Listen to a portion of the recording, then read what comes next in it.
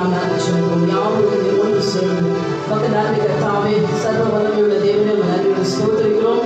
நேற்றும் இன்றும் என்றும் மாறாதவரை ஸ்தோத்திரிக்கிறோம். அப்பா கர்த்தாவே, உங்களுடைய சமூகத்திலே ஏதோ இந்த நாளிலே, இந்த வாரத்தின் முதலாம் நாளிலே கர்த்தாவே நாங்கள் கூடி வர முடியாது. நீர் கொடுத்த கர்த்தாவே ஆசீர்வதிக்கப்பட்ட இந்த நல்ல நேரத்திற்காக நன்றியோடு ஸ்தோத்திரிக்கிறோம். உங்க நன்றி, உங்க நன்றி, உங்க நன்றி கர்த்தாவே. எங்களை தாழ்த்தி அர்ப்பணிக்கிறோம். இந்த ஆராதனை தொடக்கம் முதல் முடிவு வரைக்கும் பரிசுத்த ஆவியானவரே நீர் கர்த்தாவே முன்னின்று கர்த்தாவே உடைய நாமத்தை மகிமைப்படுத்திக் கொள்ள முடியாது. நீர் கர்த்தாவே ஒவ்வொரு கர்த்தாவே துதியிலும் ஒவ்வொரு ஆராதனையிலும் உம்மை மகிமைப்படுத்த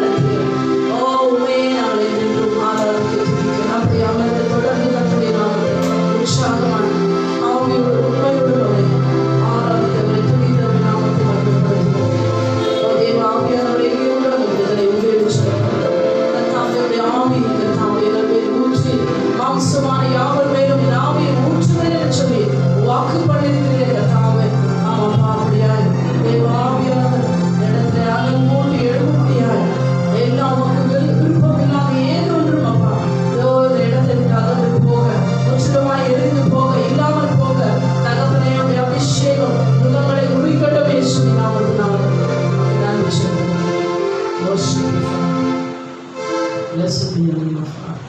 Thank you, Lord. Thank you, Jesus.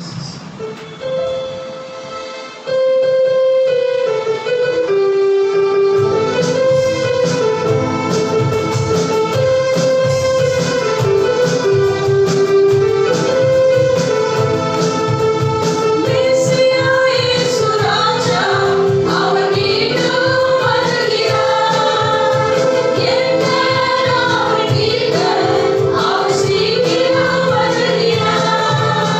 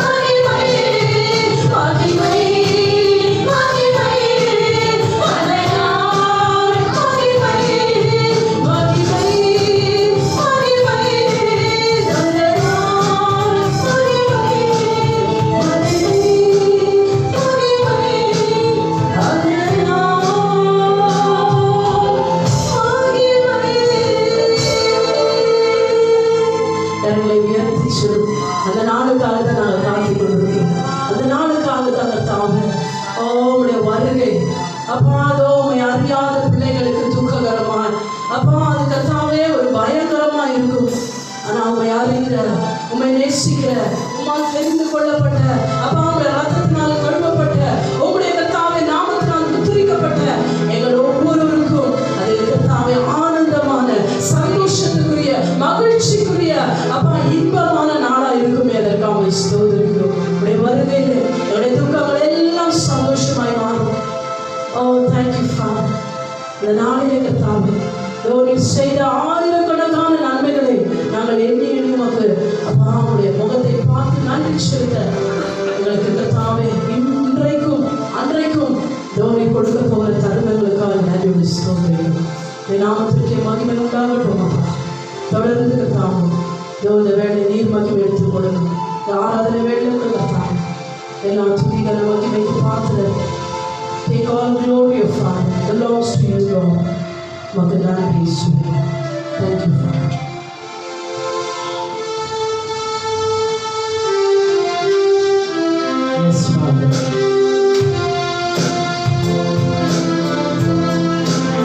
Yes, Jesus. Because you are good. God is Lord and Son of Father.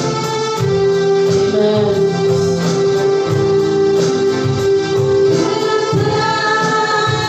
With a grateful heart, give thanks.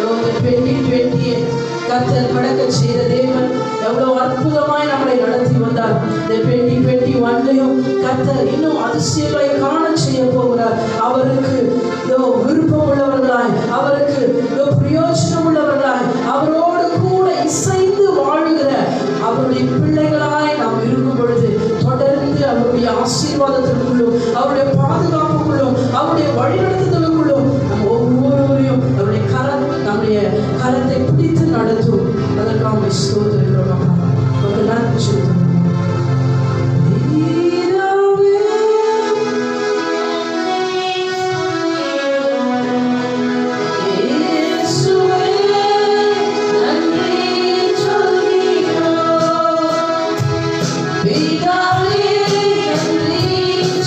Be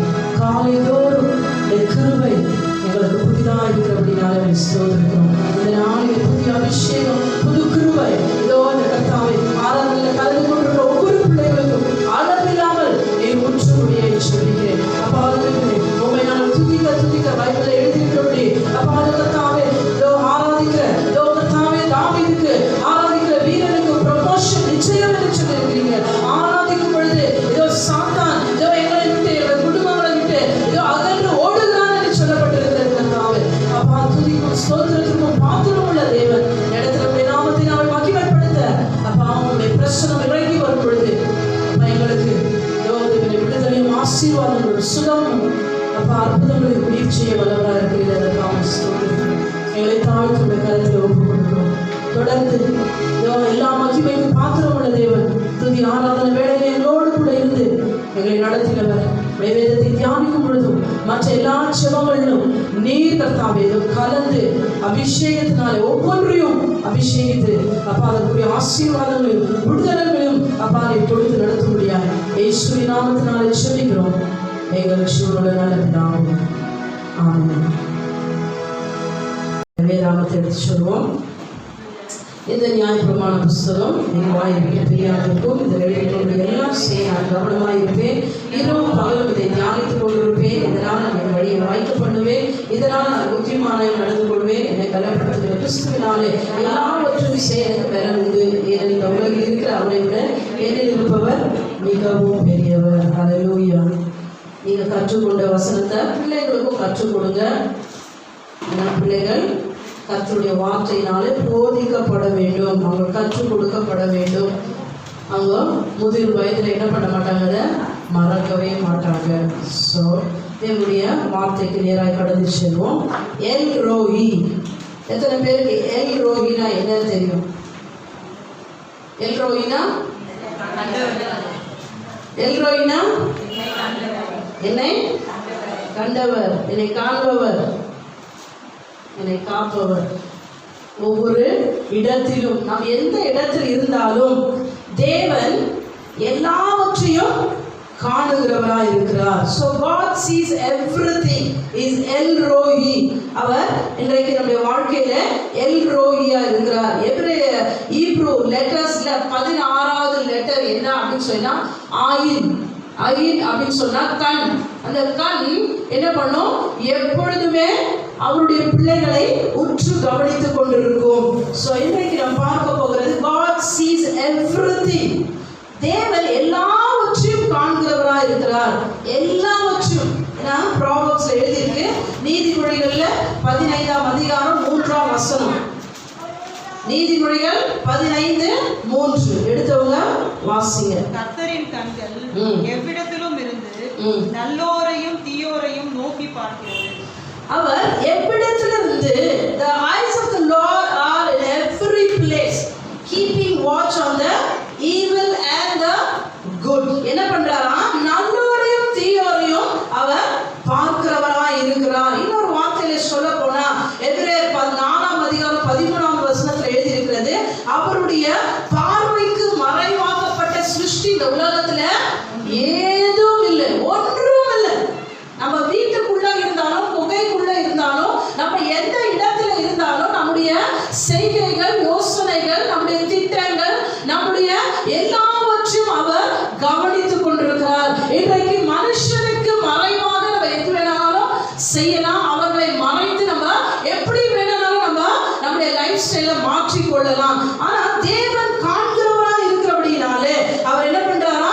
எல்லாவற்றையும் உற்று கவனித்துக் கொண்டிருக்கிறார் அப்படின்னு சொல்லி அந்த வசனத்தை எடுத்து வாசிங்க. அவருடைய பார்வைக்கு மறைவான சிருஷ்டி ஒன்றுமில்லை. அவருடைய பார்வைக்கு மறைவான சிருஷ்டி ஒன்றுமில்லை. சகலமும் அவருடைய கண்களுக்கு முன்பாக நிர்வாணமாயும் வெளியரங்கமாயும் இருக்கிறது. ஹல்லேலூயா. அவருக்கே நாம் கணக்கு ஒப்புவிக்க வேண்டும். ஆமென். சோ அவருடைய கண்களுக்கு முன்பதாக எல்லாமே நீங்களும் நானும் நம்முடைய இருதயங்களோ, நம்முடைய சிந்தனைகளோ, நம்முடைய குடும்பங்களோ, நம்முடைய அன்றாட வாழ்க்கை எப்படி இருக்கு அப்படின்னு சொன்னா நிர்வாணமாய் வெளிரங்கமாக்கப்பட்டிருக்கிறது. It is naked and exposed. So அந்த இடத்துல நம்ம எதை போட்டு மறைக்கணும்னு யோசிச்சாலும் அந்த இடத்துல தேவனுடைய பார்வையிலிருந்து நம்ம எவைகளையும் மறைக்க முடியாது.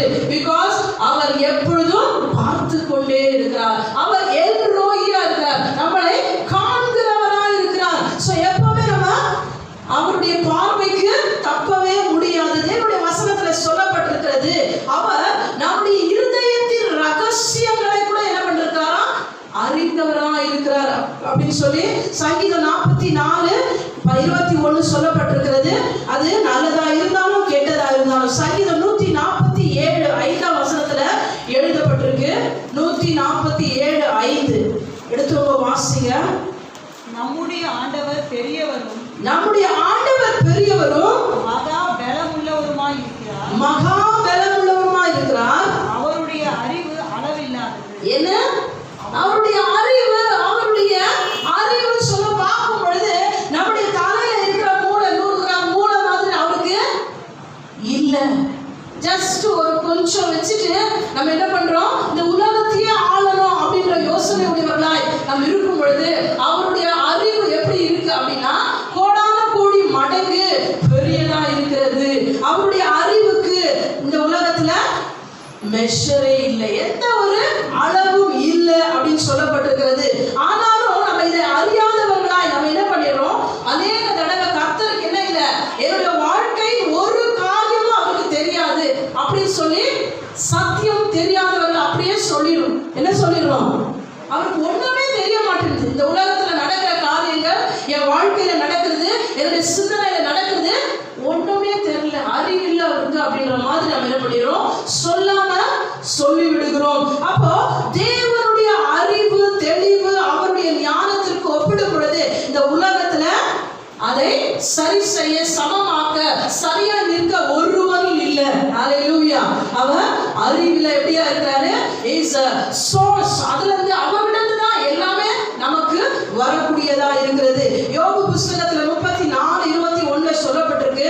யோபு 34:21 அவருடைய கண்கள் வாசிங்க. அவருடைய கண்கள் மனுஷருடைய வழிகளை நோக்கி இருக்கிறது, அவர்களுடைய நடைகளை எல்லாம் அவர் பார்க்கிறார். ஹல்லேலூயா. அவருடைய கண்கள் என்ன பண்ணிருக்கான், மனுஷருடைய வழிகளை எல்லாம் நோக்கி இருக்கிறது, அவருடைய எல்லா நடைகளை எல்லாம் அவர் பார்க்கிறார். ஸ்டெப் பை ஸ்டெப் லீட் பண்ணும்படியாய் நம்முடைய நடைகளை என்ன பண்றார், அவர் பார்த்து கொண்டிருக்கிறார். எந்த ஸ்டெப் தப்பா போதோ அப்போ என்ன பண்றாரு, பட்டு அந்த கால்கள் அடிச்சு அந்த ஸ்டெப்பை சீர்படுத்த அவர் உண்மையுள்ளவராக இருக்கிறார், அன்பு நிறைந்தவராக இருக்கிறார். சோ நம்முடைய ஸ்டெப்ஸ் ஆர்டர் பண்ணும்படியாய் நம்முடைய ஸ்டெப்ஸ் என்ன பண்றாரு, அவர் உற்று கவனித்து கொண்டிருக்கிறவராக இருக்கிறார். அப்படி பார்க்கும் பொழுது 24/7 என்ன பண்ணிட்டு இருக்காரு, நம்மள அவரு கவனிச்சுட்டே இருக்கிறாரு. அவர் நம்மளை காண்கிறவராக இருக்கிறார். அதனால இந்த உலகத்துல பொண்டாட்டிக்கு, புருஷனுக்கு, பிள்ளைகளுக்கு, உறவுக்கு, நம்ம யாருக்கு, பாஸுக்கு, இல்ல நம்முடைய சூழ்நிலையில நம்மளை சூழ்ந்து இருக்கிற எந்த ஜனங்களுக்கு நம்ம மறைக்கப்பட்டிருந்தாலும் தேவனுடைய பார்வையில எப்படி இருக்கிறோம், எப்பவுமே naked and we are being exposed. அவருடைய வார்த்தையில சொல்லி இருக்கிறபடி நம்ம எப்படியா இருக்கிறோம், அவருடைய பார்வையில நம்ம நிர்வாணமாயும் வெளிரங்கமாக்கப்பட்டவர்களாய் நாம் எப்பொழுதும் இருக்கிறோம். அவர் நம்மளை உற்று கவனித்துக் கொண்டிருக்கிறார். சோ அவருடைய வசனத்துல என்ன சொல்லப்பட்டிருக்கு அப்படின்னா எரேமியா 17:10 எரேமியா 17ஆம் அதிகாரம் 10ஆம் வசனத்துல சொல்லப்பட்டிருக்கு, கர்த்தராகிய நானே ஒவ்வொருவனுக்கும் அவனவன் வழிகளுக்கும் செய்கைகளின் பலன்களுக்கும் தக்கதை கொடுக்கும்படிக்கு இருதயத்தை ஆராய்கிறவரும் உள்ளின் திரியங்களை சோதித்து அறிகிறவருமாய் இருக்கிறேன். என்ன பண்றாரு, அவரு உள்ளத்தை he searches the heart. அவருடைய நம்முடைய இருதயங்களை அவர் சர்ச் பண்றாரு. நம்முடைய உள்ளிருதயங்களை என்ன பண்றாரா, அறிகிறவராய், சோதித்து அறிகிறவராய், he tests. சோ நம்ம செய்கிற ஒவ்வொன்றையும், நம்ம இந்த உலகத்துல செய்கிற ஒவ்வொரு காரியத்தையும் அவர் என்ன பண்றாரு, ஆராய்ந்து கொண்டிருக்கிறார். அவர் டெஸ்ட் பண்றாரு. உள்ளிருதயங்களை நம்ம கொடுக்கிற ஒரு முறை, இப்போ கொஞ்ச நேரத்துக்கு முன்னாடி கொடுக்கும் பொழுது இது எது கொடுக்கிறோம், யாரு கொடுக்கிறோம், ஏன் கொடுக்கிறோம் அப்படின்றத அவர் அறிந்திருக்கிறார். இன்றைக்கு நம்ம அந்த அறிவு இருக்கோ இல்லையோ, அவர் நம்முடைய உள் இயந்திரங்களை, யோசனைகளை, எண்ணங்களை எல்லாவற்றும் நம்ம எண்ணத்துக்கு கொடுக்கிறோம், நம்முடைய எண்ணங்கள் எப்படியா இருக்கிறது அப்படின்றத அவர் அறிந்திருக்கிறார். ஹல்லேலூயா. சோ ஏன் அறிந்திருக்கிறார் சொல்லப்பட்டிருக்குன்னா, he wants to give you, he wants to bless you more. ஹல்லேலூயா. இன்னும் அதிகமாய் நம்மளை ஆசீர்வதிக்கும்படியாக, இன்னும் அதிகமாய் நமக்கு கொடுக்கும்படியாக. ஏன்னா பைபிள்ல எழுதப்பட்டிருக்கிறது, நம்ம ஒரு ஏழைக்கு கடன் கொடுத்தா, ஏழைக்கு நம்ம இறங்கினோம்னா கர்த்தருக்கு கடன் கொடுக்கிறோம். அப்போ ஏழைக்கு நம்ம இறங்குறோம் அப்படின்னு சொல்லி பார்க்கும் பொழுது அந்த இடத்துல அவங்க கையில அப்படி போடுற ஒரு காசானது எந்த பேங்க்ல இன்வெஸ்ட் பண்றோம் அப்படின்றத காட் பார்க்கிறாரு. அப்படின்னு சொன்னா அவருடைய பேங்க்ல நம்ம என்ன பண்றோம், இன்வெஸ்ட் பண்றோம். நம்ம 10 பைசா கொடுத்தாலும் 10 ரூபாய் கொடுத்தாலும் அவங்களுக்கு எந்த ஒரு நன்மைகளை நம்ம செய்தாலும் செய்கிறானோ அதை அவர் உற்று கவனித்து கொண்டிருக்கிறார். அப்ப அவர் சொல்றாரு, ஏழைக்கு இறங்குறவன் கர்த்தருக்கு கடன் கொடுப்பான். சோ அந்த கடன் அவர் எப்படி கொடுப்பார் அப்படின்னு சொன்னா, அவருடைய வட்டியும் முதலுமாய் குலுக்கி அமுக்கி சரிந்து விழும்படியாய் நம்முடைய மடியிலே போடுவார்கள் என்று சொல்லி தேவனுடைய வசனத்துல தெளிவாக சொல்லப்பட்டிருக்கிறது. சோ இன்றைக்கு எபிரேயர் 6ஆம் அதிகாரம் 10ஆம் வசனத்தை எடுத்துக்கொள்வோம். யாருக்கெல்லாம் பைபிள் இருக்கோ தயவு செய்து இந்த வசனத்தை எடுத்துக்குங்க. எபிரேயர் 6:10ஆம் வசனம். ஏனென்றால் உங்கள் கிரியையையும் நீங்கள் பரிசுத்தவான்களுக்கு ஊழியம் செய்து வருகிறதினாலும் தமது நாமத்திற்காக காண்பித்த அன்புள்ள பிரயாசத்தையும் மறந்து விடுகிறதுக்கு தேவன் அநீதி உள்ளவர் அல்லவே. ஹல்லேலூயா. இன்றைக்கு இங்க இருக்கிற நம்ம ஒவ்வொருவருக்கும் ஒரு நற்செய்தி, ஒரு நல்ல செய்தி என்ன அப்படின்னு சொன்னா, நான் இயேசு கிறிஸ்துவை ஏற்றுக்கொண்ட நாள் முதல் இன்னைக்கு வரைக்கும் நான் எவ்வளவு உண்மையுள்ளவனா இருந்திருக்கிறேன், எவ்வளவாய் கொடுத்திருக்கிறேன், நான் எவ்வளவாய் நீதியா இருந்திருக்கிறேன், நான் யாருக்கும் கெடுதல் செய்ததே இல்லை. நான் பேச்சிலும் சரி, என்னுடைய நடத்திலும் சரி, என்னுடைய செய்கையிலும் சரி, என்னுடைய குடும்பத்திலும் சரி, நான் வெளியிலும் சரி, நான் பட்ட பிரயாசம், நான் எல்லாமே நல்லது தானே செஞ்சேன், எல்லாருக்கும் நன்மை தானே செஞ்சேன், அதற்கு பலன் எங்கே அப்படின்னு கேட்கிற ஒவ்வொரு மனுஷனுக்கும் இந்த வேளையில எபிரேயர் 6ஆம் அதிகாரம் 10ஆம் வசனத்தை திரும்ப இந்த வேளையில வாசிக்க கேட்போம். ஏனென்றால் உங்கள் கிரியையும் நீங்கள் பரிசுத்தவான்களுக்கு ஊழியம் செய்ததினாலும் செய்து வருகிறதினாலும் தமது நாமத்திற்காக காண்பித்த அன்புள்ள பிரயாசத்தையும் மறந்து விடுகிறதுக்கு தேவன் அநீதி உள்ளவர் அல்லவே. எப்படி அவரு is not unrighteous to forget all that you have done before him. அவருடைய பார்வைக்கு முன்பதாக இந்த உலகத்துல ஒரு மனுஷனாய் பிறந்த நீங்களும் நானும் விதைச்ச காரியம், செய்த காரியம், அது குடும்ப வாழ்க்கையிலும் இருக்கட்டும், இல்ல மற்ற ஏரியாவிலும் இருக்கட்டும், எப்படிப்பட்ட ஒரு காரியங்களை நம்ம செஞ்சிருந்தாலும் இதுக்கெல்லாம் பலன் கிடைக்குமா, இதெல்லாம் எனக்கு தேவையா அப்படின்னு யோசிக்கிற நம்முடைய ஒவ்வொருடைய வாழ்க்கையிலே தேவனுடைய வசனத்துல ரொம்ப ரொம்ப ரொம்ப தெளிவாய் சொல்லப்பட்டிருக்கு. ஏன்னா பைபிள்ல எழுதிருக்கு, நம்முடைய தலையில இருக்கிற ஒவ்வொரு முடியும் எண்ணப்பட்டிருக்கு அப்படின்னு சொன்னா, அப்ப நம்மளை எவ்வளவாய் அவர் கவனிக்கிறார், நம்மளை நேசிக்கிறார், நம்மளை ஒவ்வொரு நாள் என்ன பண்றாரு, நம்முடைய எல்லாவற்றையும் அவர் அறிந்து கொள்ளணும், தெரிந்து கொள்ளணும் அப்படின்றத அவர் என்ன பண்றாரு, நம்ம மேல கருசனை உள்ளவரா இருக்கிறார். நம்ம யாருக்கு அப்படியா இருப்போம் சொல்லுங்க பார்க்கலாம். நமக்கு இருப்போம், நம்முடைய கணவனா மனைவியா பிள்ளைங்களுக்கு மட்டும்தான் இருப்போம். மற்றவங்களை நம்ம என்ன பண்ண மாட்டோம், அவ்வளோ கருசனையோடு யாரையும் பார்க்க மாட்டோம். அப்போ கர்த்தர் உங்களையும் எந்த லிஸ்ட்ல அவர் வச்சிருக்கிறாரு அப்படின்றத நம்ம யோசிக்கணும். ஏன்னா நம்முடைய ஒவ்வொரு தலையில இருக்கிற முடியும் எவ்வளோ இருக்கு, எவ்வளோ விழுகிறது அப்படின்னு சொன்னா அவரு வேலை வெட்டி இல்லாம உட்காந்து என்றாருன்னு சொல்லல. அவருடைய கருசனை எப்படி இருக்குன்னா, ஒவ்வொரு நிமிஷமும் ஒவ்வொரு நேரமும் அவருடைய அன்பு நமக்கு போதுமான அளவுக்கு இருக்கிறது. ஹல்லேலூயா. அதனாலதான் அவருடைய வசனத்துல சொல்லப்பட்டிருக்கிறது, நம்ம அழுகிற, நம்ம செபிக்கிற செபங்கள், விடுகிற ஒவ்வொரு கண்ணீரும் எதிர சேர்த்து வச்சிருக்கிறாரா, it has been recorded. ஒரு துருத்தில ஒரு பாட்டில போட்டு அதை ரெக்கார்ட் பண்ணி வச்சிருக்கிறாரா. நீ எந்த நாள் உட்கார்ந்து என் சமூகத்துல நீ கண்ணீர் விட்ட, ஒவ்வொரு காரியத்துக்காக நீ அழுத அப்படின்றத அவர் ரெக்கார்ட் பண்ணி வச்சிருக்கிறாரு. அவர் சொல்றாரு, இவைகளை எல்லாவற்றையும் அறிந்த தேவனாகிய கர்த்தர் இவைகளுக்கு பதில் எப்ப கொடுப்பார் அப்படின்னு சொன்னா, ஆதியாகமம் 21ஆம் அதிகாரம் 2ஆம் வசனத்தை வாசிங்க. ஆதியாகமம் ஜெனசிஸ் 21:2. ஆபிரகாம் முதிர் வயதாய் இருக்கையில் சாராள் கர்ப்பவதியாகி தேவன் குறித்திருந்த காலத்திலே அவனுக்கு ஒரு குமாரனை பெற்றார். என்ன பண்ணாரு, தேவன் குறித்திருந்த காலத்துல, at the set time of which God had spoken to him, appointed time. So நம்ம விதைக்கிற விதைகள் எப்போ அறுவடை நம்ம காணுவோம் அப்படின்னு சொன்னா, நமக்கு தேவன் ஒரு செட் டைம் வச்சிருக்கிறாரு. அந்த செட் டைம்ல என்ன பண்ணுவாரா, சரியான நேரத்துல நம்முடைய மடியில வந்து விழும்படியாய், நம்முடைய கரங்கள்ல நம்முடைய குடும்பத்துல வந்து சேரும்படியாய் அந்த ஆசீர்வாதத்தை அவர் கொடுக்கிறவராய் இருக்கிறார் அப்படின்னு சொல்லி நம்ம பார்க்கிறோம். at the appointed time பார்க்கிறோம். ஆபிரகாம் முதிர் வயது ஆயிட்டான், சாரா முதிர் வயது ஆயிட்டாங்க. ஆனாலும் அவங்களுக்கு குழந்தை எப்போ கொடுக்கணும் அப்படின்றத அவர் அறிந்திருந்தார். ஏன் இவ்வளவு லேட் பண்ணிட்டாரு இவரு அப்படின்னு நம்ம கேள்வி கேட்டோம்னா அதுக்கும் பதில் வைத்திருக்கிறார். ஹல்லேலூயா. எல்லாவற்றுக்கும் பதில் வைத்திருக்கிற தேவன் நம்ம கிட்ட கேள்வி கேட்டா நமக்கு என்ன இருக்காது? அவர் கேட்கிற கேள்விக்கு பதில் சொல்லாதபடிக்கு யோபு மாதிரி வாழும் பொத்திட்டு நீங்க சொல்லுங்க இப்ப நான் கேட்கிறேன் அப்படின்ற அளவுக்கு நம்முடைய லைஃப் ஸ்டைல் நம்முடைய ஒவ்வொன்றையும் அவர் என்ன பண்ணுவாரு? புட்டு புட்டு புட்டு புட்டு வைப்பார். ஏன்னா அவர் நம்மளை காண்கிறவராக இருக்கிறார். ஹல்லேலூயா.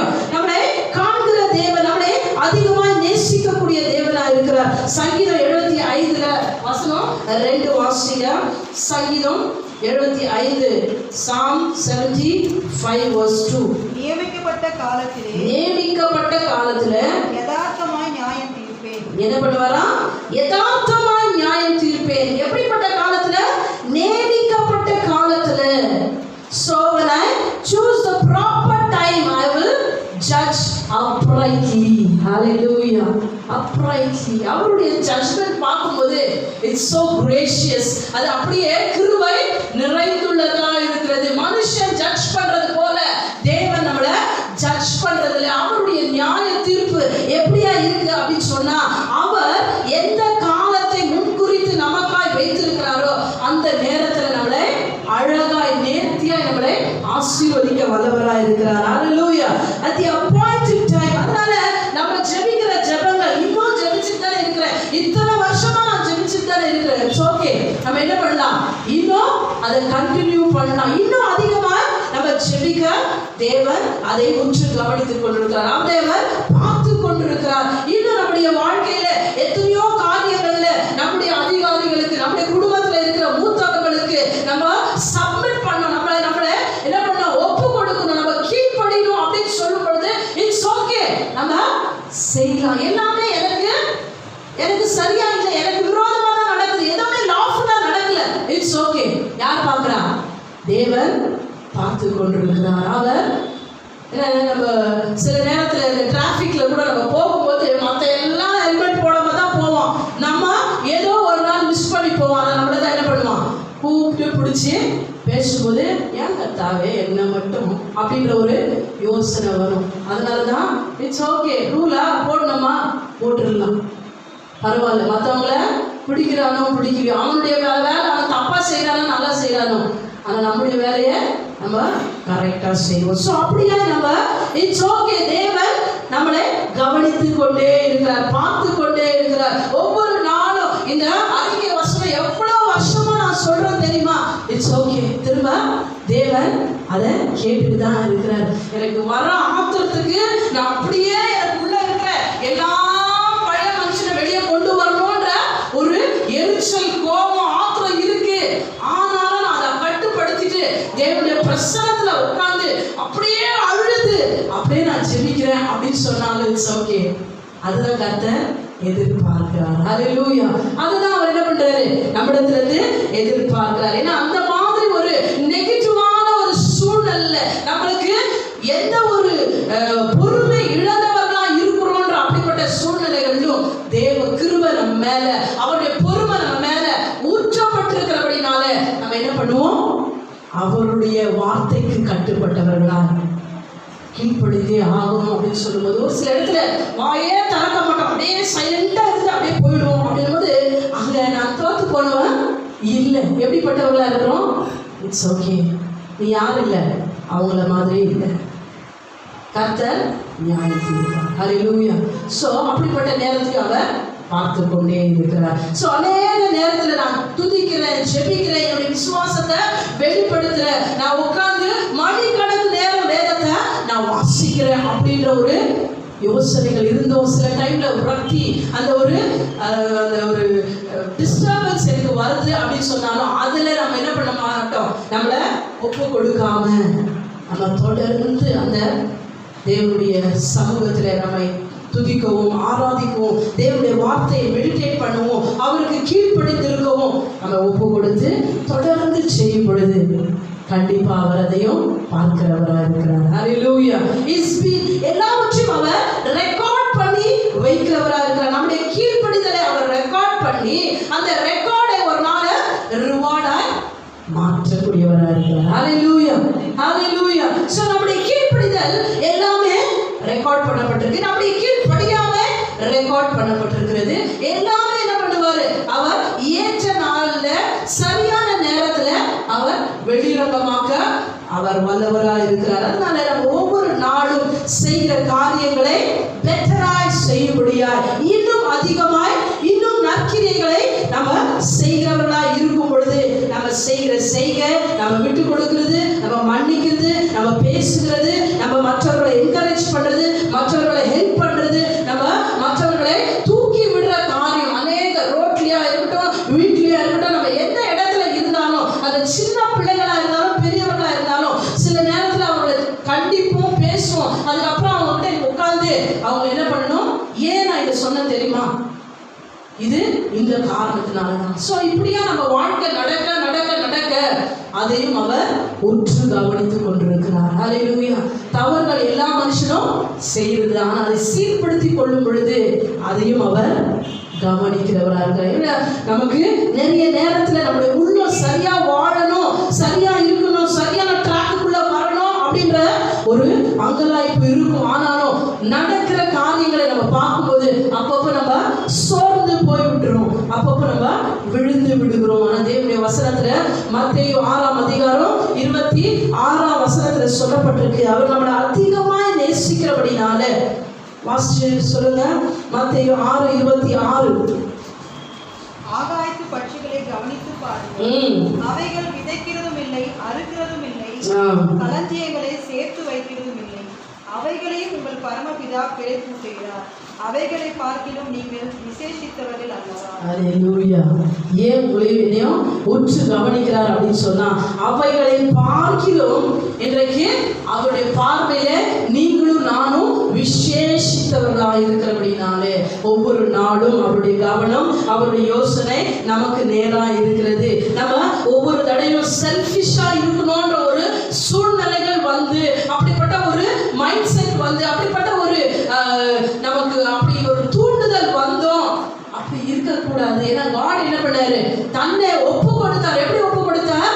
தன்னையே மற்ற எல்லா ஜனங்களுக்கு, தகுதி இல்லாதவர்களுக்கு தன்னை கொடுத்து எல்லாரையும் தகுதிப்படுத்தினார் அப்படின்னு சொல்லி நம்ம பார்க்கும் பொழுது நமக்கு அந்த இடத்துல அப்படிப்பட்ட எண்ணம் வராது. அப்ப அந்த இடத்துல நம்ம நம்மளை திருத்தி கொள்ளும் பொழுது அந்த இடத்தை கர்த்தர் கவனிக்கிறார். அந்த ஃபேத்ஃபுல்னஸ் அவர் என்ன பண்றாரு?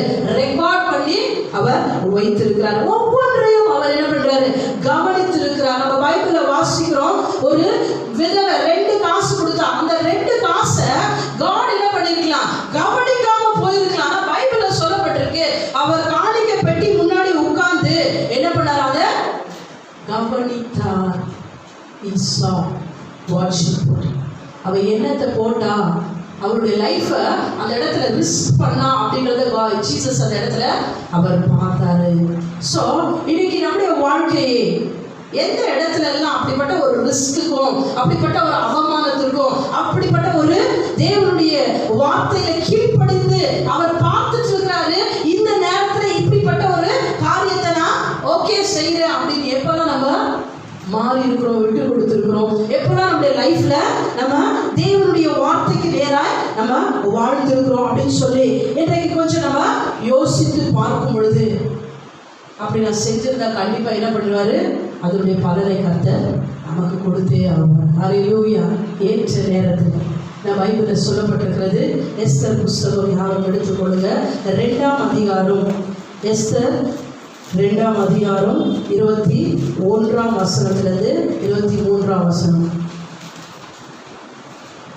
அந்நாட்களில் மொர்தெகாய் ராஜாவின் அரண்மனை வாசலில் உட்கார்ந்திருக்கிற போது வாசல் காக்கிற ராஜாவின் 2 பிரதானிகளாகிய பிக்தானும் தேரேசும் வர்மம் வைத்து ராஜாவாகிய அகாசுவேரின் மேல் கை போட வகை தேடினார்கள்.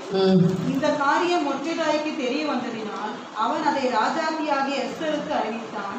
எஸ்தர் மொர்தெகாயின் பேரால் அதை ராஜாவுக்கு சொன்னார். அந்த காரியம் விசாரிக்கப்படுகிற போது அது மெய்யென்று காணப்பட்டது. ஆகையால் அவர்கள் இருவரும் மரத்திலே தூக்கி போடப்பட்டார்கள். இது ராஜா சமூகத்திலே 4ஆம் புஸ்தகத்திலே எழுதப்பட்டிருக்கிறது. ஸோ இங்கே நம்ம பார்க்கிறோம், இவ்வளவு நாள் நேரம் நான் சொல்லி வந்த எல் ரோஹி, நம்மளை காண்கிற தேவன், அவருடைய பார்வை இந்த உலகத்துல எல்லா இடத்திலும் இருக்கு அப்படின்னு சொல்லி நான் கேட்டு வந்த இந்த காரியம் இந்த இடத்துல பார்க்கிறோம். மொர்தெகாய் அப்படின்ற எஸ்தருடைய அங்கிள், அவனுடைய வாழ்க்கையில அவன் ஒரு கேட் கீப்பரா தான் இருந்தான். அவனுடைய வேலை என்னன்னா வரவங்களுக்கு கேட் திறக்கணும். இன்னைக்கு நீ யாரா இருக்கிற அப்படின்றத கர்த்தர் பார்த்து அந்த அந்த பொசிஷனை வச்சு நம்மளை ஆசீர்வதிக்கிறவர் அல்ல.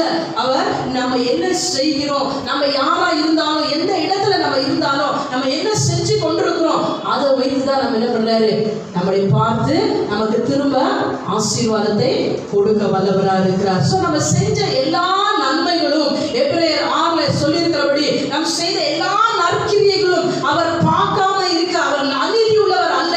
இதுவரை நான் எவ்வளவு கஷ்டப்பட்டு இருக்கிறேன், இதுவரை நான் எவ்வளவா என்னுடைய நேரத்தை செலவிட்டு இருக்கிறேன், என் பணத்தை விரயமாக்கி இருக்கிறேன் அப்படின்னு யோசனைகள் நமக்கு வந்திருந்தாலும் அவர் திரும்ப கொடுக்காதபடிக்கு நமக்கு அநீதியான தேவன் அல்ல. இந்த இடத்துல பார்க்கிறோம், மொர்தெகாயுடைய வாழ்க்கையில அவன் செய்யற காரியத்தை எப்படி செஞ்சான். ராஜாவை ஒரு இடத்துல அவங்க சாகடிக்க போறாங்க, எல்லாம் பிளான் பண்ணிட்டாங்க. அப்படிப்பட்ட ஒரு சூழ்நிலைகள் அவன் காதல கேட்கும் போது எனக்கு என்ன வந்துச்சு, ராஜா தானே சாகுறாரு அப்படின்னு இல்லாதபடிக்கு அவன் என்ன பண்ணான், அவனால முடிஞ்ச ஒரு ஹெல்ப் அவன் அங்க செய்யும் பொழுது அந்த நேரத்துல ஒரு டிஃபரன்ஸ் ஏதோ நடக்கவே இல்லை. அந்த நேரத்துல அவனை வந்து எல்லாம் தோல்ல தட்டி குடிச்சிட்டு அவனை தூக்கி கழுத்துல தோல்ல போட்டு எல்லா இடத்துலயும் போய் அவனை பாராட்டல, ஜஸ்ட் சொன்னா முடிஞ்சிருச்சு, அவ்வளவுதான்.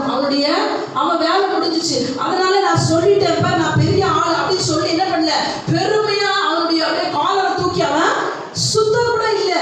அவனுடைய லைஃப் ஸ்டைல் எப்படியா இருந்துச்சுன்னா அநேக நன்மைகளை மொர்தெகாய் செய்தான். அது எப்படியா இருந்துச்சுன்னா நம்ம காலையில எழுந்திருச்சு எப்படி பிரஷ் பண்ணி எப்படி ட்ரெஸ் பண்ணி எப்படி நம்ம அன்றாட காரியங்களை செய்யும் போது அது ஒரு பெருமையா யோசிக்கிறோமா. நான் பாத்ரூம் போறேன், நான் பிரஷ் பண்றேன், பெருமைப்படுவோம். அதை யோசிச்சு பாருங்க. அப்படி அது கேட்கறதே சிரிப்பா இருக்கு. அதே மாதிரி தான் நன்மை செய்கிறதற்கு அவனுக்கு எப்படி இருந்துச்சு, இட் வாஸ் சோ, அது ரொம்ப கேஷுவலா இருந்துச்சு. எழுதிருக்கான், அவனால முடிந்த நன்மைகளை அவன் செய்யும் பொழுது தேவன் அதை உற்று கவனித்துக் கொண்டிருக்கிறார். இன்னைக்கு நம்முடைய வேலை ஸ்தலங்களையும் சரி, நம்முடைய வீடுகள்லையும் சரி, நம்ம என்ன செய்யறோம்ன்றத காடு உற்று கவனித்துக் கொண்டிருக்கிறார். ஹல்லேலூயா.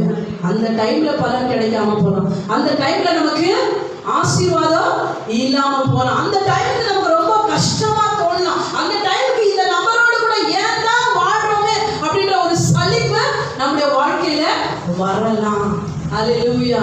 தேவனுடைய பிரசன்னத்துல அந்த நிமிஷத்தை நம்ம கழிக்கும் போது இங்க பார்க்கிறோம், மொர்தெகாயுடைய வாழ்க்கையில அது ஒரு சிம்பிளான ஒரு காரியமா இருந்துச்சு. நன்மை செய்கிறது அவனுக்கு அது ஒரு பெரிய ஒரு தலையில 2 கொம்பு வளர்ந்த மாதிரி கூட இல்ல. Everything he did in secret, எல்லாமே சீனுக்கு behind, எல்லாமே அது அவன் செய்த காரியம் எல்லாம் எந்த மனுஷனும் அப்ரிஷியேட் பண்ண முடியாம அப்படிப்பட்ட எல்லா காரியத்தையும் செஞ்சுட்டே போனான். ஏன்னா எஸ்தருடைய தகப்பன் தாய் இறந்து போனதும் அவன் திருமணம் பண்ணாம அந்த எஸ்தருக்காகவே வாழ்ந்து அவளை சரியாய் கர்த்தருடைய காரியத்துல அவளை மோட்டிவேட் பண்ணி அவளை வழி நடத்தி சரியான ஒரு இடத்துல அவனை பொறுத்து முடியா எல்லா ஸ்டெப்பையும் அவன் எடுத்தான். ஒரு தகப்பனா இருந்தா, ஒரு தாயா இருந்தா, ஒரு உறவா இருந்தா, ஒரு நல்ல ஸ்பிரிச்சுவல் லீடரா இருந்தா, அவனை பார்க்கும் பொழுது அதுக்கு அவன் எந்த ஒரு மேன்மையும் எந்த ஒரு பெருமையும் அவன் எடுத்துக்கொள்ளல.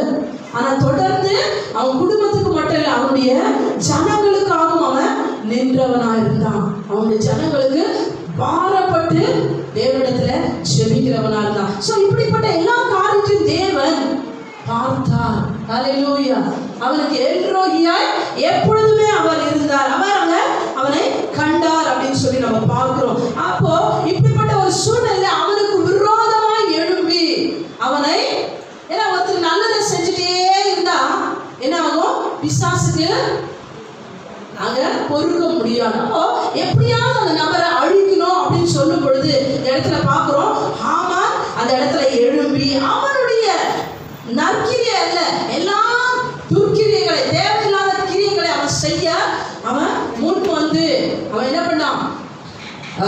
மொர்தெகாய்க்கு ஒரு பெரிய தூக்கு மேடையை போட்டு அவன் என்ன பண்ணணும், எப்படியாவது, ஏன்னா போகும்போதெல்லாம் யார் தான் இருக்கா, இவன் முகத்தை தான் பார்க்கணும் ஃபர்ஸ்ட். எப்படி இருக்கு, வெறுப்பா இருக்கு, கோபமா இருக்கு, எரிச்சலா இருக்கு அப்படின்னு சொல்லி எப்பெல்லாம் எரிச்சலை பார்த்து பார்த்து அவன் போறானோ அவன் மைண்ட்ல அவனை எப்படியாவது அழிக்கணும்னு ஒரு யோசனை. அப்போ காட் என்ன பண்ணல, நம்மள மாதிரி அவசரப்பட்டு அப்படியே ஹேஸ்டியான டிசிஷன் எடுத்து டக்கு டக்கு டக்குன்னு எதுவுமே செய்யல. He sees, எல்லாவற்றையும் கவனிக்கிறார், எல்லாவற்றையும் கவனிக்கிறார். அவர் கவனித்துக் கொண்டே இருந்தார் பாருங்க. அந்த அப்படிப்பட்ட யோசனையோடு ஆமன் எங்க வரான், இங்க ராஜாவிடத்துல வரான். அப்படிப்பட்ட ஒரு சூழ்நிலைகள்ல சரியான ஒரு நேரத்துல தேவன் அந்த இடத்துல கிரியை செய்கிறவராய் இருக்கிறார். பைபிள் எழுதிருக்கு, உங்களுக்கு தீமை செய்கிறவர்களுக்கு நம்ம நன்மை செய்யணும். அப்ப செய்யும்போது எப்படி இருக்கான், தலையில தீ வச்ச மாதிரி அப்படிதான் இருந்துச்சு. மொர்தெகாய் எப்பெல்லாம் வந்தாலும் அவருக்கு ஆய் சொன்னான். ஆனா எப்படி சொன்னான், தலை வணங்கி சொல்லல. ஏன்னா தேவனுக்கு மட்டும்தான் அவன் தலை வணங்கும், எந்த ஒரு உலகத்தின் மனுஷருக்கும் தலை வணங்கல. ஆனாலும் அவனுக்கு இவன் இப்படிதான் என்கிட்ட இருக்கணும் அப்படின்னு யோசிச்ச இந்த ஆமானுக்கு எரிச்சல் ஜாஸ்தியா இங்க சொல்லப்பட்டிருக்கிறது. அவனுக்காக அவனை அழிக்கணும்னு அவன் எடுத்திருந்த எல்லா திட்டங்களையும் தேவன் அறிந்திருந்தார். சோ அவருடைய குறித்த காலத்துல எஸ்தர் புத்தகம் 6ஆம் அதிகாரத்துல அங்க சொல்லப்பட்டிருக்கு. 6ஆம் அதிகாரம் 1ஆம் வசனத்தை வாசிங்க. அந்த ராத்திரியிலே ராஜாவுக்கு நித்திரை வராதபடியினால் காவலர் தாமாக காலவர்த்தமாக எழுதியிருக்கிற நடபடி புஸ்தகத்தை கொண்டு வர சொன்னான். அது ராஜ சமூகத்தில் வாசிக்கப்பட்டது. அப்பொழுது வாசல் காவலாளரின் ராஜாவின் 2 பிரதானிகளாகிய பிக்தானாவும் தேரேசும் ராஜாவாகிய அகாஸ்வேரின் கை போட பார்த்த செய்தியை மொர்தெகாய் அறிவித்தான் என்று எழுதியிருக்கிறது வாசிக்கப்பட்டது. அப்பொழுது ராஜா இதற்காக மொர்தெகாய்க்கு கனமும் மேன்மையும் செய்யப்பட்டதா என்று கேட்டான். அந்த பக்கம் ஒருத்தன் வரான், என்ன செய்ய வரான், கனமும் இல்லை மேன்மையும் இல்லை, அவனை அடிச்சு அவனை வெட்டி அவனை குழியில போடணுன்ற ஒரு யோசனையோடு வரான். இந்த இடத்துல ராஜாக்கு அங்க என்ன இல்லை, தூக்கம் வராதபடிக்கு அந்த ஞாபக புஸ்தகத்தை எடுத்து அந்த ரெக்கார்ட் புக்கை எடுத்து அதை வாசிக்க சொல்லி அந்த வாசிக்கிற நேரத்துல 3ஆம் வசனத்துல சொல்லி இருக்கிறபடி ராஜா கேட்கிறாரு, what honor or dignity has been bestowed on Mordecai for this. இதற்காக அவனுக்கு என்ன கனம், என்ன அவன் என்ன சொல்லப்பட்டிருக்கிறது, கனமும் மேன்மையும் அவனுக்கு என்ன கனம் என்ன மேன்மை செய்யப்பட்டது அப்படின்னு கேட்கும்போது ஒண்ணுமே செய்யப்படல. ஒருத்த வரான், கனம் படுத்த இல்லை, ஒரு கட்டி அவன் கழுத்துல வைக்க வரான். ஆனா இங்கே காட் கேட்கிறாரு, ராஜா கேட்கிறாரு என்ன செய்யணும் அப்படிப்பட்டவனுக்கு. இதுதான் அப்பாயிண்டட் டைம், ஏற்ற தேவனுடைய நேரம் அப்படின்னு சொல்றது இப்படிப்பட்ட ஒரு நேரத்தை தான். ஏன்னா அவர் பார்த்து கொண்டே இருக்கும் பொழுது நம்ம யோசிப்போம், காடுக்கு என்ன அங்க மேல உட்காந்து ஹாயா எல்லாத்தையும் சும்மா கவனிச்சுட்டு அவங்களுக்கு நம்ம மேல அக்கறை இல்லை, நம்மள குறித்து எந்த ஒரு யோசனையும் இல்லை.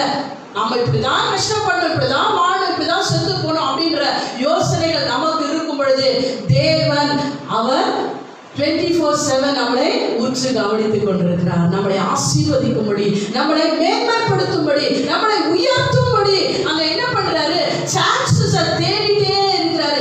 எந்த நேரத்துல நம்மளை கனப்படுத்தினா நமக்கு அது பிரயோஜனமா இருக்கும், அது ஆசீர்வாதமா இருக்கும், அது நிலைச்சிருக்கும் அப்படின்றத அவர் அறிந்திருக்கிறார். ஹல்லேலூயா. அதனால ஏற்ற நேரத்துல எந்த ஒரு மனுஷனுடைய வாயில அவனை சபிக்கணும்னு அவன் வந்து சொல்ல போறானோ அப்படிப்பட்ட ஒரு மனுஷனை கொண்டே பைபிள் எழுதிருக்கு, நீ வெட்ட குழியில நீயே விழுவ. அவன் வெட்ட குழியில அவன் விழ போறான் அப்படின்றது ஆமானுக்கு தெரியவே இல்லை. அவனை தான் கனப்படுத்த போறாங்க. இது ஒரு செல்ஃபிஷ் மோட்டிவா இருக்கு. எப்பவுமே நாம் செய்கிற காரியம் மற்றவர்களை ஆசீர்வதிக்கும் பொழுது அதனுடைய மேன்மையும் ஆசீர்வாதத்தையும் தேவன் பரத்திலிருந்து நமக்கு கொடுக்க வல்லவராக இருக்கிறார். இன்றைக்கு உலகத்துல நம்ம கொடுத்திருக்கிற ஒவ்வொன்றும் நான் வச்சுக்கணும், நான் நல்லா இருக்கணும் அப்படின்றதுக்கு இல்லை. செல்ஃபிஷா அந்த உலகத்துல வாழ்றதுக்கு இல்லை. நம்ம கிட்ட இருக்கும் பொழுது நம்மளால முடிந்த அளவுக்கு நம்ம செய்கிற நன்மைகள், நம்ம இருக்கிற உண்மையான ஒரு செயல்களை கர்த்தர் உற்று கவனித்துக் கொண்டிருக்கிறார். மொர்தெகாயுடைய வாழ்க்கையில அவர் கவனித்த அந்த கவனிப்பு நம்ம பார்க்கிறோம். இந்த கேட் கீப்பரா இருந்த இந்த மொர்தெகாயுக்கு கனமும்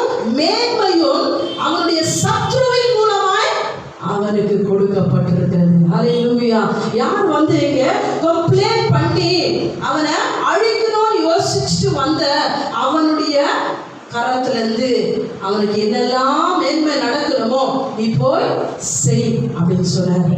அதுதான் தேவனுடைய அப்பாயிண்டட் டைம். ஹல்லேலூயா.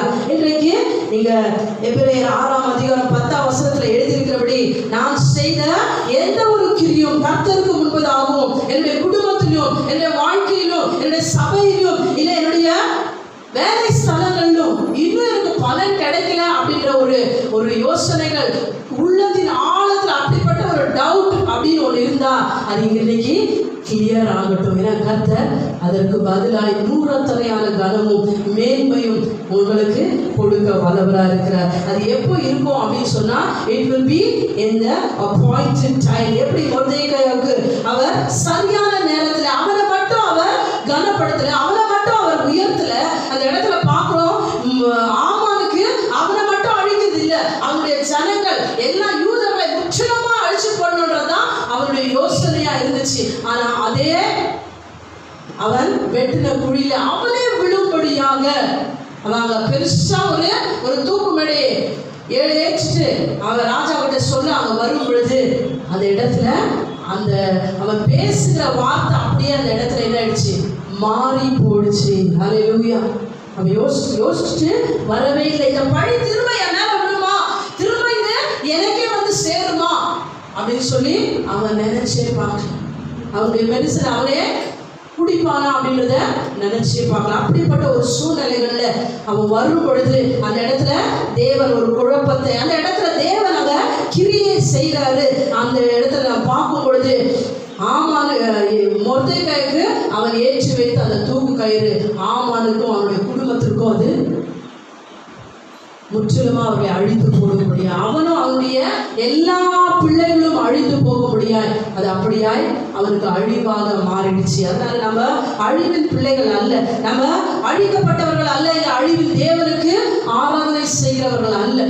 உயிருள்ள ஜீவனுள்ள உண்மையான நம்மளை நேசிக்கிற நமக்கு தன்னையே ஒப்பு கொடுத்து இன்றைக்கு நம்மளை கவனித்துக் கொண்டிருக்கிற சர்வ வல்லமையுள்ள தேவனை நாம் ஆராதித்துக் கொண்டிருக்கிறோம். அந்த தேவனிடத்துல நம்ம செய்கிற ஒவ்வொரு காரியமும் மத்தேயு புத்தகத்துல சொல்லப்பட்டிருக்கு.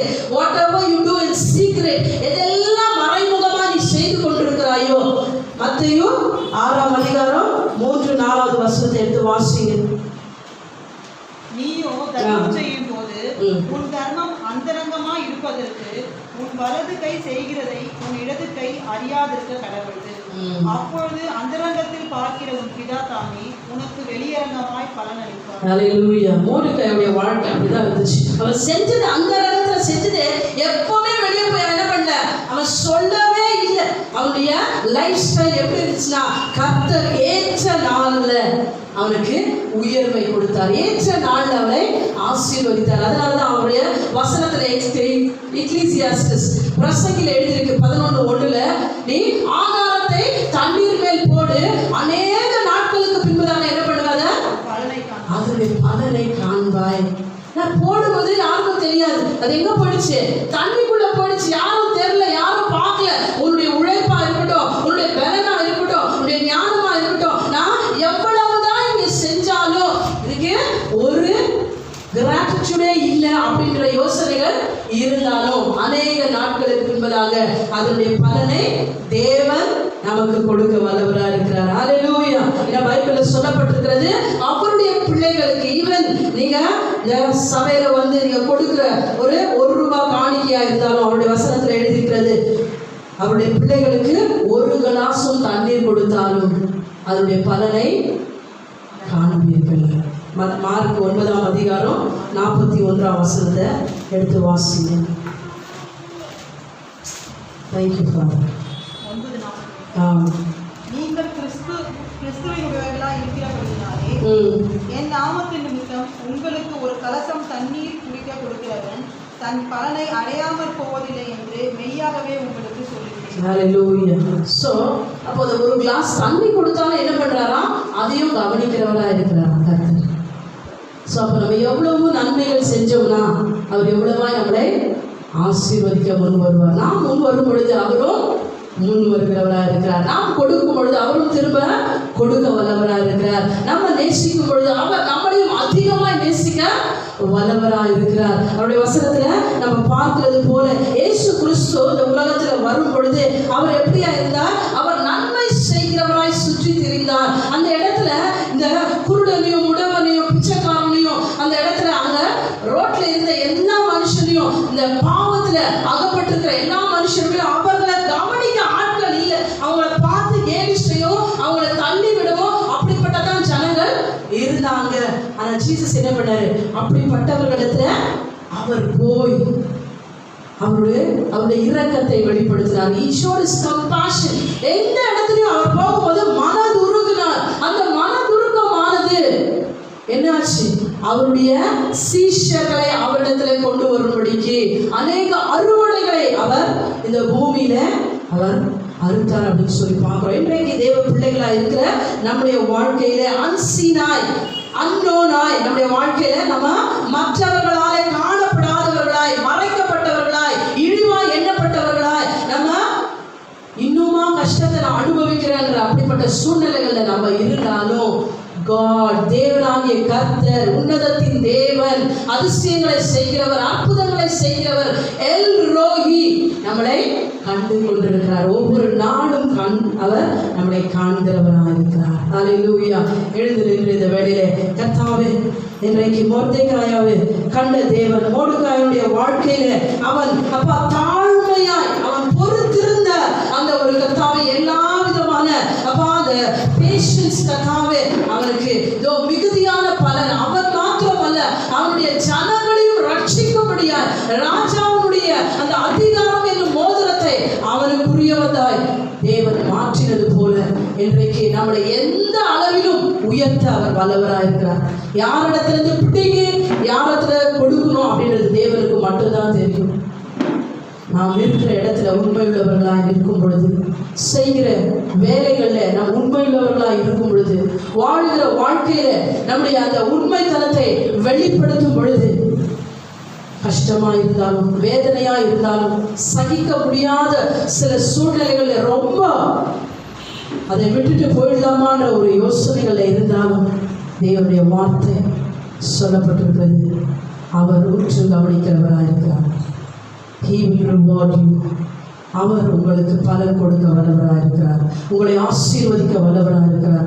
உங்களை தூக்கி நிறுத்த வல்லவராக இருக்கிறார். உங்களை மேன்மைப்படுத்த வல்லவராக இருக்கிறார். உங்களுக்கு கனத்தையும் அவருடைய மேன்மையும் கொடுத்து ராஜாவுடைய அந்த ஆடையை உடுத்தி உலக அந்த இடத்துல ஃபுல்லா அவங்க அப்படியே அந்த இடத்துல ஊர்வலம் வரும் பொழுது அநேக கண்கள் மொர்தெகாயை பார்த்து, இவன் யாருன்னு எங்களுக்கு தெரியுமே, இவன் ராஜாவுடைய அரண்மனையிடத்துல ஒரு கேட் கீப்பராக இருந்தான். அந்த அளவுக்கு தேவன் நம்மளை மாற்ற வல்லவராக இருக்கிறார். புழுதிலும் குப்பையிலும் இருந்த நம்மளை ராஜாக்களோடு பிரபுக்களோடு உட்கார வைக்கிற உங்களால் முடியாது, நம்ம யோசனைனால முடியாது, நம்முடைய எண்ணங்கள்னால முடியாது, நம்ம எடுக்கிற எந்த முயற்சினாலும் முடியாது. அவர் நம்மளை கண்டு கொண்டிருக்கிறதுனால, நம்மை பார்த்து கொண்டிருக்கிறதுனால, நம்மளை எல்லாவற்றிலும் கவனித்துக் கொண்டிருக்கிறதுனால he can do. அவராலே எல்லாம் கூடும் இயேசுவின் நாமத்தினால. அப்பா அங்கே இருக்கிற ஒவ்வொரு பிள்ளைகளுடைய வாழ்க்கையில அப்பா அது கர்த்தாவே இந்த வார்த்தையானது இதோ இந்த நாளிலே நீர் கர்த்தாவே எல் ரோஹியாய் இதோ பிள்ளைகளுக்கு இருக்கிற அதற்காக நன்றியோடு ஸ்தோத்திரிக்கிறோம். ஒவ்வொருடைய வாழ்க்கையில அப்பா நீர் எல் ரோஹியாய் இருந்து இயேசுவே இதோ கர்த்தாவே நாங்கள் புலம்பின நேரங்கள், கண்ணீர் விட்ட நேரங்கள், யோசித்த நேரங்கள், அப்பா பாடுகளை அனுபவித்த நேரங்கள் அவைகள் எல்லாம் மறைந்து போகும்படியாய் அந்த ஆசீர்வாதங்களை எங்களுக்கு வரும் பொழுது எப்படியா ஒரு கர்ப்பிணி அப்பா அதுக்கு பிள்ளை பெறுகிற ஒரு கத்தாவே இதோ பெற்றெடுக்க போகிற ஒரு ஸ்திரீ அவ 9 மாசம் சுமந்து அவ்வளவாய் வேதனைகளை அனுபவித்து அந்த குழந்தை வெளியே டெலிவரி ஆகிற வரைக்கும் அவளுக்கு எவ்வளவு பலவீனம், எவ்வளவு சகிக்க வேண்டியது. அந்த டெலிவரி ஆகிட்ட பிறகு அந்த வேதனை வலி எல்லாத்தையும் அவ மறந்தவளாய் அந்த பலனை பார்த்து அந்த கிஃப்டை பார்த்து அவன் எல்லாத்தையும் மறந்து தேவனை மகிமைப்படுத்துகிறது போல எங்களுடைய வாழ்க்கையில நாங்கள் அனுபவிக்கிற அது ஒரு கர்த்தாவே கர்ப்ப வேதனையா இருந்தாலும் சரி, இந்த நாளிலே இயேசுவின் நாமத்தினால அப்படிப்பட்ட பிள்ளைகளை நீர் காண்கிறவராக இருக்கிறீர். தேவன் எல்லாவற்றையும் கவனித்துக் கொண்டிருக்கிறார். தேவன் எல்லாவற்றையும் கவனித்துக் கொண்டிருக்கிறார். உன்னுடைய வாழ்க்கையில ஏற்படுகிற ஒவ்வொரு காரியங்களும், நீ சகித்துக் கொண்டிருக்கிற ஒவ்வொரு காரியங்களும், நீ நடந்து கொண்டிருக்கிற ஒவ்வொரு வழிகளும், நீ பிரயாசப்படுகிற ஒவ்வொரு காரியங்களையும் தேவன் அறிந்திருக்கிறார். ஏற்ற நேரத்தில் அந்த பலனை தேவன் உங்களுக்கு கொடுப்பார். இஸ் அப்பாயிண்டட் டைமுக்காக நாம் காத்திருப்போம். அது வரைக்கும் நாம் உண்மையுள்ளவர்களா நாம் செய்கிற வேலைகளில் தொடர்ந்து சந்தோஷத்தோடு சமாதானத்தோடு தொடர்ந்து நாம் நடப்போம். கர்த்தாவே, ஒவ்வொரு பிள்ளைகளையும் அப்படியா நீர் மறைத்து அவருடைய வாழ்க்கையில லார்ட் இந்த லைஃப்பை கொடுத்துருக்கிறீங்கிறது அதை என்ஜாய் பண்ணி வாழ, கசப்பு வெறுப்பாய் வாழாதபடிக்கு இயேசுவே நீங்க காண்கிறவராக இருக்கிறீரே, நீங்க எனக்கு பதில் கொடுப்பீங்க. எனக்கு சரியான நேரத்துல எனக்கு இதோ கர்த்தாவே எல்லா ஆசீர்வாதங்களையும் எல்லா கர்த்தாவே உயர்வுகளுக்கும் அப்பா காரணமாக இருக்கிற நீர் கர்த்தாவே என் மேல் ஊற்றுவீர் என்பதை நாங்கள் விசுவாசித்து உடைய நாமத்தை மகிமைப்படுத்துகிறோம். எங்கள் ஜீவனுடைய நல்ல பிதாவே, ஆமென். என் ஆத்துமாவே கர்த்தரை ஸ்தோத்திரி, என் முழுவதும் பரிசுத்த நாமத்தை ஸ்தோத்திரி. என் ஆத்துமாவே கர்த்தரை ஸ்தோத்திரி. கர்த்தர் செய்த சகல உபகாரங்களையும் ஒரு நாளும் மறவாதே. ஆமென். கர்த்தர் உங்களுடைய ஆசீர்வாதத்தை உங்களுக்கு காக்க கடவர். கர்த்தர் தம்முடைய முகத்தை உங்கள் மேல் பிரகாசிக்க பண்ணி உங்கள் மேல் கிருபையா இருக்க கடவர். கர்த்தர் தம்முடைய முகத்தை உங்கள் மேல் பிரசன்னமாக்கி இங்கே வந்திருக்கிற ஒவ்வொரு குடும்பங்களுக்கும் உங்களுடைய சமாதானத்தை அளவில்லாமல் ஊற்ற கடவர். இயேசுவின் நாமத்தினாலே ஆமென்.